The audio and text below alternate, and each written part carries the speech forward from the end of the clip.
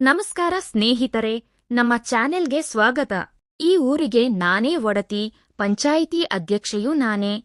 ಆದರೆ ಈ ಅಧಿಕಾರದ ಕುರ್ಚಿ ನನ್ನ ಒಂಟಿತನದ ಹಸಿವನ್ನ ನೀಗಿಸುತ್ತಾ? ರಾತ್ರಿ ಬಂತೆಂದರೆ ಸಾಕು, ಒಬ್ಬ ಹೆಣ್ಣಾಗಿ ನನಗೂ ಪ್ರೀತಿಯ ಆಸರೆ ಬೇಕು, ಬೆಚ್ಚಗಿನ ಒಂದು ಸಾಂತ್ವನ ಬೇಕು ಅಂತ ನನ್ನ ಮನಸ್ಸೂ ಹಂಬಲಿಸುತ್ತಿತ್ತು. ಆ ಒಂಟಿತನದ ಬೇಸರ ಕಳೆಯಲೆಂದೇ ಆ ನಮ್ಮೂರ ಮೇಷ್ಟ್ರ ಸಭ್ಯ ನಡವಳಿಕೆಗೆ ನಾನು ಪೂರ್ತಿಯಾಗಿ ಸೋತು ಹೋಗಿದ್ದೆ. ನನ್ನೆಲ್ಲ ಅಧಿಕಾರದ ದರ್ಪವನ್ನೂ ಬದಿಗಿಟ್ಟು ಅವರ ಆಪ್ತತೆಯಲ್ಲಿ ಕರಗಿ ಹೋಗಬೇಕು ಎಂಬ ಹಂಬಲದಿಂದ ಅವರ ಬಳಿ ಹೋದೆ. ಮುಂದೆ ಏನಾಯಿತು ಎಂದು ತಿಳಿಯಲು ಈ ಪೂರ್ತಿ ಕಥೆಯನ್ನು ಕೇಳಿ. ನಮಸ್ಕಾರ, ನನ್ನ ಹೆಸರು ಭಾರ್ಗವಿ. ನಾನು ಈ ಊರಿನ ಪಂಚಾಯಿತಿ ಅಧ್ಯಕ್ಷೆ. ಊರಿನ ಜನರು ಎಲ್ಲರೂ ನನ್ನನ್ನು ಭಾರ್ಗವಮ್ಮ ಎಂದು ಗೌರವದಿಂದ ಕಾಣುತ್ತಿದ್ದರು. ನನ್ನ ಎದುರು ನಿಂತು ಕಣ್ಣಲ್ಲಿ ಕಣ್ಣಿಟ್ಟು ಮಾತನಾಡಲು ಇಡೀ ಊರೇ ನಡುಗುತ್ತಿತ್ತು. ತಪ್ಪು ಮಾಡಿದವರನ್ನು ನಡುರಸ್ತೆಯಲ್ಲಿ ನಿಲ್ಲಿಸಿ ಬುದ್ಧಿ ಕಲಿಸುವ ದಿಟ್ಟತನ ನನ್ನದು. ನನಗಿನ್ನೂ 35 ವರ್ಷ, ಮದುವೆಯಾಗಿರಲಿಲ್ಲ. ರಾಜಕೀಯ, ಅಧಿಕಾರ, ಊರಿನ ನ್ಯಾಯ ಪಂಚಾಯಿತಿ ಅಂತಲೇ ನನ್ನ ಯೌವನ ಕಳೆದು ಹೋಗಿತ್ತು. ಆದರೆ ನನಗೆ ಅರ್ಥವಾಗಲಿಲ್ಲ. ನನ್ನ ಬಳಿ ಎಲ್ಲ ಅಧಿಕಾರ, ದರ್ಪವಿದ್ದರೂ ಒಳಗಡೆ ಯಾಕೋ ಸಿಕ್ಕಾಪಟ್ಟೆ ಚಂಚಲತೆ ಕಾಡುತ್ತಿತ್ತು. ಕೆಲಸ ಮುಗಿಸಿ ರಾತ್ರಿ ಮನೆಗೆ ಹೋದಾಗ ನನ್ನನ್ನು ಪ್ರೀತಿಯಿಂದ ವಿಚಾರಿಸುವವರು ಯಾರೂ ಇರಲಿಲ್ಲ. ಆ ದೊಡ್ಡ ಮನೆಯ ಒಂಟಿತನ ನನ್ನನ್ನು ಒಳಗೊಳಗೇ ಸುಡುತ್ತಿತ್ತು. ಸಮಾಜದ ಕಣ್ಣಿಗೆ ನಾನು ಕಾಡಿನ ಹುಲಿಯಂತೆ ಕಂಡರು. ಒಳಗಡೆ ಪ್ರೀತಿಗಾಗಿ ಹಂಬಲಿಸುತ್ತಿದ್ದ ಒಂದು ಮೃದು ಮನಸ್ಸು ನನಗಿತ್ತು. ಇದೇ ಸಮಯದಲ್ಲಿ ನಮ್ಮ ಊರಿನ ಸರ್ಕಾರಿ ಶಾಲೆಗೆ ನಗರದಿಂದ ಅನ್ವಿತ್ ಮೇಷ್ಟ್ರು ವರ್ಗಾವಣೆಯಾಗಿ ಬರುತ್ತಾರೆ. ಅವರು ಊರಿಗೆ ಬಂದ ಮೊದಲ ದಿನವೇ ಲಗೇಜ್ ಹಿಡಿದು ಕಷ್ಟಪಡುತ್ತಿದ್ದರು. ಅವರು ನೋಡಲು ಹ್ಯಾಂಡ್ಸಮ್ ಆಗಿದ್ದರು. ಮೃದು ಸ್ವಭಾವದ ಸುಸಂಸ್ಕೃತ ಯುವಕ. ಅವರ ವಯಸ್ಸು ಸುಮಾರು 30 ಇರಬಹುದು. ನಮ್ಮ ಊರಿನ ಧೂಳು ಮತ್ತು ಒರಟು ಜನರನ್ನು ನೋಡಿ ಅವರು ಮೊದಲೇ ಬೆದರಿ ಹೋಗಿದ್ದರು.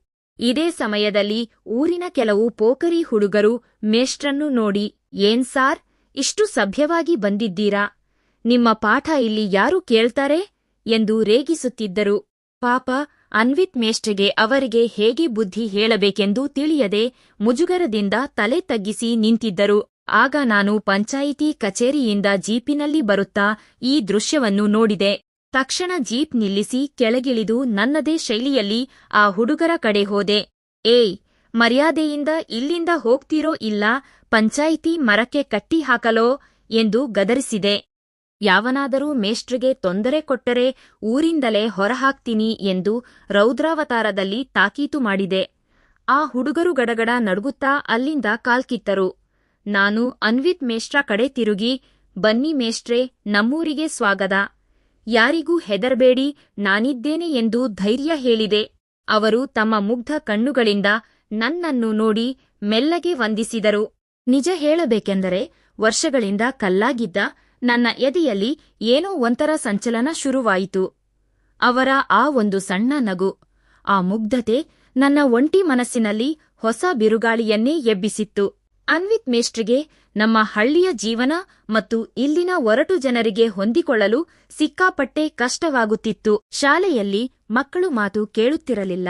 ಊರಿನವರು ಶಾಲೆಯ ಜಾಗವನ್ನು ಒತ್ತುವರಿ ಮಾಡಲು ಪ್ರಯತ್ನಿಸುತ್ತಿದ್ದರು. ಪಾಪ ಅವರು ಯಾರಿಗೂ ಎದುರು ಮಾತನಾಡದ ಮೃದು ಸ್ವಭಾವದವರು. ಈ ವಿಷಯ ನನಗೆ ನನ್ನ ಆಪ್ತ ಸಹಾಯಕ ಸಿದ್ಧನ ಮೂಲಕ ತಿಳಿಯಿತು. ಸಿದ್ಧ ಎಂದರೆ ನನ್ನ ನಂಬಿಕಸ್ಥ ಆಳು. "ಅಧ್ಯಕ್ಷರೇ, ಆ ಹೊಸ ಮೇಷ್ಟ್ರಿಗೆ ಊರಲ್ಲಿ ಯಾರೂ ಮರ್ಯಾದೆ ಕೊಡುತ್ತಿಲ್ಲ, ಅವರು ಸುಸ್ತಾಗುತ್ತಿದ್ದಾರೆ" ಎಂದು ಅವನು ಹೇಳಿದನು. ತಕ್ಷಣ ಪಂಚಾಯಿತಿ ಜೀಪ್ ಹತ್ತಿ ಶಾಲೆಯ ಕಡೆ ಹೊರಟೆ. ಶಾಲೆಯ ಅಭಿವೃದ್ಧಿಯ ನೆಪದಲ್ಲಿ ಅನ್ವಿತ್ ಮೇಷ್ಟ್ರಿಗೆ ಸಹಾಯ ಮಾಡಲು ಶುರು ಮಾಡಿದೆ. ಶಾಲೆಯ ಕಾಂಪೌಂಡ್ ಸರಿ ಮಾಡಿಸುವುದು, ತೊಂದರೆ ಕೊಡುತ್ತಿದ್ದವರಿಗೆ ಎಚ್ಚರಿಕೆ ನೀಡುವುದು, ಹೀಗೆ ಪ್ರತಿಯೊಂದರಲ್ಲೂ ನಾನು ಅವರ ಪರವಾಗಿ ನಿಲ್ಲತೊಡಗಿದೆ. ಒಂದು ದಿನ ಶಾಲೆಯ ಕಚೇರಿಯಲ್ಲಿ ನಾವಿಬ್ಬರೇ ಕೂತಿದ್ದಾಗ ಅವರಿಗೆ ಧೈರ್ಯ ತುಂಬಿದೆ. "ನೋಡಿ ಮೇಷ್ಟ್ರೇ, ಯಾರೇ ಏನೇ ಅಂದರೂ ನನಗೆ ನೇರವಾಗಿ ಹೇಳಿ. ಈ ಭಾರ್ಗವಮ್ಮ ಇರುವವರೆಗೂ ನಿಮಗೆ ಯಾರೂ ಏನೂ ಮಾಡಲಾಗದು" ಎಂದೆ. ನನ್ನ ಆ ಕಾಳಜಿಯನ್ನು ನೋಡಿ ಅವರು ನಗರದ ಜೀವನದ ಮೋಸ ಮತ್ತು ಇಲ್ಲಿನ ಕಷ್ಟದ ಬಗ್ಗೆ ನನ್ನ ಹತ್ತಿರ ಮನಸ್ಸು ಬಿಚ್ಚಿ ಮಾತನಾಡಿದರು. "ನನಗೆ ಈ ರಾಜಕೀಯ ಗೊತ್ತಿಲ್ಲ ಭಾರ್ಗವಮ್ಮ, ನಿಮ್ಮ ಸಪೋರ್ಟ್ನಿಂದ ಧೈರ್ಯ ಬಂತು" ಎಂದರು. ಅವರು ಪಾಠ ಮಾಡುವ ಶೈಲಿ, ಆ ಮುಗ್ಧತೆ ನೋಡಿ ನನಗೆ ಗೊತ್ತಿಲ್ಲದೆಯೇ ಅವರ ಮೇಲೆ ಅತೀವವಾದ ಪ್ರೀತಿ ಮೂಡಿತು. ಊರಿನ ಕಠಿಣ ಅಧ್ಯಕ್ಷೆಯಾಗಿದ್ದ ನಾನು ಅನ್ವಿತ್ ಮೇಷ್ಟ್ರ ಎದುರು ಬಂದರೆ ಸಾಕು, ಪೂರ್ತಿ ಸೌಮ್ಯವಾಗಿ ಕರಗಿ ಹೋಗುತ್ತಿದ್ದೆ. ಕೆಲಸದ ನೆಪದಲ್ಲಿ ಕಣ್ಣಲ್ಲಿ ಕಣ್ಣಿಟ್ಟು ನೋಡುವುದು, ಅವರು ನಕ್ಕಾಗ ನಾನು ನಗುವುದು, ಹೀಗೆ ನಮ್ಮಿಬ್ಬರ ಮಧ್ಯೆ ಒಂದು ಆಳವಾದ ಸೆಳೆತ ಶುರುವಾಯಿತು. ಈ ಕಲ್ಲು ಮನಸ್ಸಿನ ಅಧ್ಯಕ್ಷೆಗೂ ಆ ಸಭ್ಯ ಮೇಷ್ಟ್ರಿಗೂ ಆಗುತ್ತಿರುವ ಈ ಸಾಮೀಪ್ಯ ಮುಂದಿನ ದಿನಗಳಲ್ಲಿ ಊರಲ್ಲಿ ಎಂತಹ ಬಿರುಗಾಳಿ ಎಬ್ಬಿಸುತ್ತದೆ ಎಂಬುದು ನನಗೆ ತಿಳಿದಿರಲಿಲ್ಲ. ಆ ಘಟನೆಯ ನಂತರ ನನ್ನ ದಿನಚರಿಯೇ ಬದಲಾಯಿತು. ಯಾವಾಗಲೂ ಮುಖಗಂಟು ಹಾಕಿಕೊಂಡು ಕಚೇರಿಯಲ್ಲಿ ಕೂರುತ್ತಿದ್ದ ನಾನು ಈಗ ಕನ್ನಡಿ ಮುಂದೆ ನಿಂತು ನನ್ನನ್ನು ನಾನೇ ಸಿಂಗರಿಸಿಕೊಳ್ಳಲು ಶುರು ಮಾಡಿದೆ. ಶಾಲೆಯ ಚಾವಣಿ ರಿಪೇರಿ ಮಾಡಿಸುವುದು ಅಥವಾ ಬಿಸಿಯೂಟದ ಗುಣಮಟ್ಟ ಪರೀಕ್ಷಿಸುವ ನೆಪದಲ್ಲಿ ದಿನಕ್ಕೊಂದು ಬಾರಿ ಶಾಲೆಯ ಕಡೆ ಸುತ್ತು ಹೊಡೆಯುವುದು ರೂಢಿಯಾಯಿತು.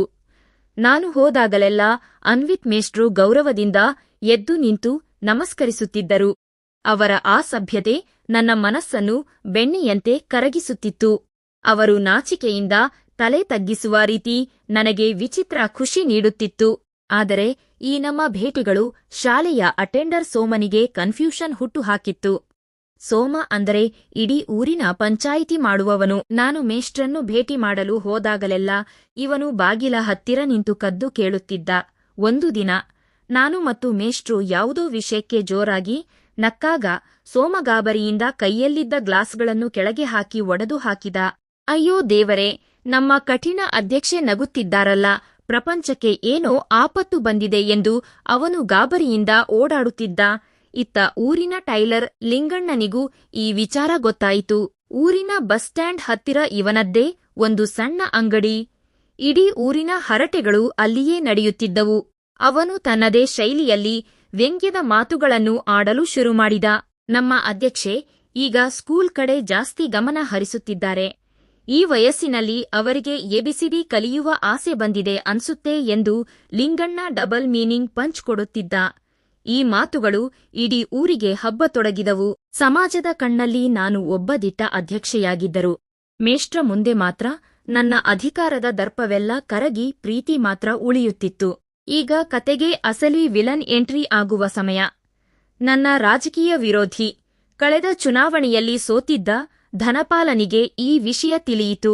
ಧನಪಾಲ ಎಂದರೆ ವಿಷದ ಹಾವಿದ್ದಂತೆ.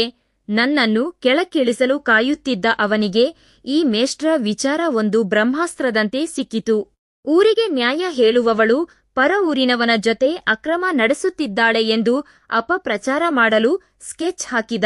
ಒಂದು ದಿನ ಸಂಜೆ ಶಾಲೆಯ ಮಕ್ಕಳೆಲ್ಲ ಮನೆಗೆ ಹೋಗಿದ್ದರು. ನಾನು ಶಾಲೆಯ ದಾಖಲೆಗಳನ್ನು ಪರೀಕ್ಷಿಸುವ ನೆಪದಲ್ಲಿ ಮೇಷ್ಟ್ರ ಕೊಠಡಿಯಲ್ಲಿ ಕುಳಿತಿದ್ದೆ.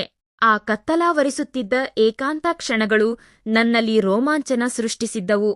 ನಾನು ಕಾಫಿ ಕಪ್ ತೆಗೆದುಕೊಳ್ಳುವಾಗ ಆಕಸ್ಮಿಕವಾಗಿ ನಮ್ಮ ಕೈಗಳು ಪರಸ್ಪರ ತಾಗಿದವು. ಇಬ್ಬರೂ ಮೌನವಾಗಿ ಕಣ್ಣಲ್ಲಿ ಕಣ್ಣಿಟ್ಟು ನೋಡಿದೆವು. ಆ ಸುಂದರ ಕ್ಷಣಕ್ಕೆ ಇದ್ದಕ್ಕಿದ್ದಂತೆ ದೊಡ್ಡ ಬ್ರೇಕ್ ಬಿತ್ತು. ಶಾಲೆಯ ಮೇನ್ ಗೇಟ್ ಹತ್ತಿರ ಯಾರೋ ಗುಂಪಾಗಿ ಬರುವ ಸದ್ದು ಕೇಳಿಸಿತು. ಬೋರೇಗೌಡನ ಕಡೆಯ ಗೂಂಡಾಗಳು ಶಾಲೆಯ ಗೇಟಿಗೆ ಬೀಗ ಹಾಕುತ್ತಿದ್ದರು. ಅನ್ವಿತ್ ಮೇಷ್ಟ್ರು ಗಾಬರಿಯಿಂದ ಬೆವತು ಹೋದರು. ಅಯ್ಯೋ ಭಾರ್ಗವಮ್ಮ, ಯಾರೋ ಬಂದಿದ್ದಾರೆ, ಊರಿನವರಿಗೆ ಗೊತ್ತಾದರೆ ನನ್ನನ್ನು ಸಾಯಿಸುತ್ತಾರೆ ಎಂದು ಅವರು ನಡುಗತೊಡಗಿದರು. ನನ್ನ ಎದೆ ಕೂಡ ಜೋರಾಗಿ ಹೊಡೆದುಕೊಳ್ಳುತ್ತಿತ್ತು. ಇವತ್ತು ನನ್ನ ಮರ್ಯಾದೆ ಮಣ್ಣುಪಾಲಾಯಿತು ಎಂದು ನಾನೇ ಅಂದುಕೊಂಡೆ.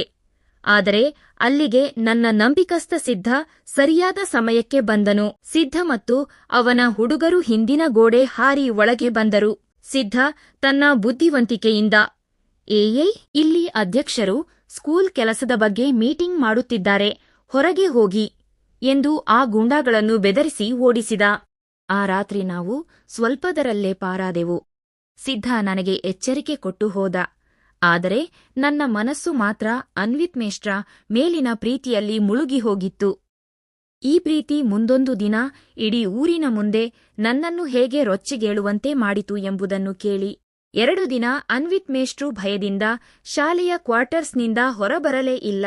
ನನಗೆ ಅವರನ್ನೇ ನೋಡಬೇಕು, ಅವರ ಜೊತೆ ಮಾತನಾಡಬೇಕು ಎಂದು ಮನಸ್ಸು ಚಡಪಡಿಸುತ್ತಿತ್ತು. ಅಂದು ರಾತ್ರಿ ಭಾರೀ ಮಳೆ ಶುರುವಾಯಿತು. ವಿಪರೀತ ಮಿಂಚು, ಗುಡುಗಿನ ಅಬ್ಬರವಿತ್ತು. ಅನ್ವಿತ್ ಮೇಷ್ಟ್ರು ಒಬ್ಬರೇ ಆ ಕ್ವಾರ್ಟರ್ಸ್ನಲ್ಲಿ ಎಷ್ಟು ಹೆದರಿರಬಹುದು ಎಂದು ಯೋಚಿಸಿ, ಯಾರಿಗೂ ತಿಳಿಯದಂತೆ ರೈನ್ಕೋಟ್ ಧರಿಸಿ ಆ ಮಳೆಯಲ್ಲೇ ಅವರ ಮನೆಗೆ ಹೋದೆ. ಅವರು ಕತ್ತಲೆಯಲ್ಲಿ ಮೇಣದ ಬತ್ತಿ ಹಿಡಿದು ಅಳುತ್ತಾ ನಿಂತಿದ್ದರು. ಬಾಗಿಲು ತೆಗೆದ ತಕ್ಷಣ ಅವರು, ನನಗೆ ಈ ಊರು ಬೇಡ ಭಾರ್ಗವಮ್ಮ, ಈ ಕೆಲಸವೂ ಬೇಡ, ನಾನು ರಾಜೀನಾಮೆ ಕೊಟ್ಟು ಹೋಗ್ತೀನಿ ಎಂದು ಬಿಕ್ಕಿ ಬಿಕ್ಕಿ ಅಳಲು ಶುರುಮಾಡಿದರು. ಒಬ್ಬ ಸಭ್ಯ ಪುರುಷ ನನ್ನ ಎದುರು ಅಳುತ್ತಿದ್ದಾಗ ನನ್ನಲ್ಲಿದ್ದ ಮಮತೆ ಹೆಚ್ಚಾಯಿತು. ನಾನು ಅವರ ಹತ್ತಿರ ಹೋಗಿ ಅವರ ಕೈಗಳನ್ನು ಗಟ್ಟಿಯಾಗಿ ಹಿಡಿದುಕೊಂಡೆ. ಅನ್ವಿತ್, ಈ ಭಾರ್ಗವಮ್ಮ ಬದುಕಿರುವವರೆಗೂ ನಿಮ್ಮನ್ನು ಯಾರೂ ಏನೂ ಮಾಡಲಾಗದು. ನಾನು ಇಲ್ಲಿ ಅಧ್ಯಕ್ಷೆಯಾಗಿ ಬಂದಿಲ್ಲ, ನಿಮ್ಮನ್ನು ಪ್ರಾಣಕ್ಕಿಂತ ಹೆಚ್ಚಾಗಿ ಪ್ರೀತಿಸುವ ಹೆಣ್ಣಾಗಿ ಬಂದಿದ್ದೀನಿ ಎಂದು ನನ್ನ ಮನಸ್ಸಿನ ಮಾತನ್ನು ಹೇಳಿದೆ. ಅವರು ಭಾವುಕರಾಗಿ ನನ್ನನ್ನೇ ನೋಡುತ್ತಿದ್ದರು. ಆದರೆ ಅದೇ ಸಮಯದಲ್ಲಿ ಹೊರಗಿನಿಂದ ಬಾಗಿಲನ್ನು ಬಲವಾಗಿ ಹೊಡೆದ ಸದ್ದು ಕೇಳಿಸಿತು. ಧನಪಾಲ ಇಡೀ ಊರಿನ ಜನರನ್ನು ಕರೆದುಕೊಂಡು ಬಂದು ನಿಂತಿದ್ದ. ಬಾಗಿಲು ತೆಗೀರಿ, ಇವತ್ತು ಈ ಅಧ್ಯಕ್ಷೆಯ ಮರ್ಯಾದೆ ಹರಾಜು ಹಾಕ್ತೀನಿ ಎಂದು ಅವನು ಕಿರುಚುತ್ತಿದ್ದ. ಅನ್ವಿತ್ ಮೇಷ್ಟ್ರೋ ಪೂರ್ತಿಯಾಗಿ ಕುಸಿದು ಹೋದರು. ಆದರೆ ನನ್ನೊಳಗಿದ್ದ ಹೆದರಿಕೆ ಹೋಗಿ ಇತಿಗಾಗಿ ಹೋರಾಡುವ ಕಾಳಿಯ ಅವತಾರ ಮೂಡಿತು. ನಾನು ಬಾಗಿಲನ್ನು ಜೋರಾಗಿ ಒದ್ದು ಹೊರಗೆ ಬಂದೆ. ಮಳೆಯ ನೀರು ನನ್ನ ಮುಖಕ್ಕೆ ಬಡಿಯುತ್ತಿದ್ದರೂ ನನ್ನ ಕಣ್ಣಲ್ಲಿ ಕೆಂಡದಂತಹ ಕೋಪವಿತ್ತು. ನಾನು ಧನಪಾಲನ ಕಾಲರ್ ಹಿಡಿದು ಗುಡುಗಿದೆ. ಹೌದೋ ಧನಪಾಲ, ಇವರು ನನ್ನ ಗಂಡಸರು, ನಾನು ಇವರನ್ನು ಪ್ರೀತಿಸುತ್ತಿದ್ದೇನೆ, ಇವರನ್ನೇ ಮದುವೆಯಾಗುತ್ತೇನೆ. ಇದು ಅಕ್ರಮ ಸಂಬಂಧವಲ್ಲ, ಇಡೀ ಊರಿನ ಮುಂದೆ ಗಂಡೆದೆಯಿಂದ ಹೇಳುತ್ತಿದ್ದೇನೆ.